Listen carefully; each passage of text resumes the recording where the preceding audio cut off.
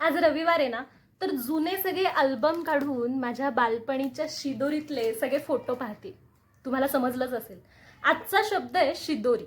झालं असं की मी रिसेंटली एक वर्कशॉप करत होते आणि त्यामध्ये आम्हाला सांगितलं की तुमच्या बालपणाबद्दल 10 ओळींमध्ये लिहा. आणि माझ्यासमोर एक मोठा चित्रपट आला. म्हणजे आईनी केलेले माझे लाड, बाबांनी माझे पुरवलेले हट्ट, त्यानंतर आजीबरोबर मारलेल्या गप्पा, आजोबांनी सांगितलेल्या गोष्टी, हे सगळं माझ्या डोळ्यासमोर आलं. आणि मला कळेच ना की 10 ओळीत हे सगळं कसं लिहायचं. यालाच म्हणतात आठवणींची शिदोरी. पण म्हणजे नक्की शिदोरी म्हणजे काय?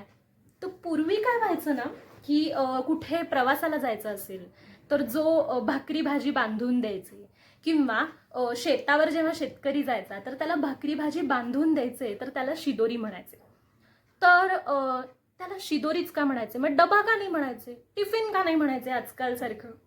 तर त्याला असं असायचं की त्यामध्ये बायकोने प्रेमानं केलेली भाकरी असायची, आईने तिच्या मायेने बनवलेलं कालवण म्हणजे भाजी असायची.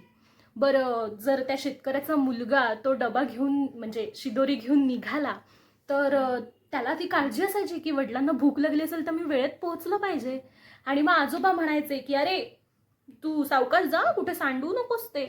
तर ही वडिलांची काळजी त्यामध्ये असायची. म्हणजे हे भावभावनांनी युक्त असं जे आहे त्याला, त्या डब्याला शिदोरी म्हणायचे.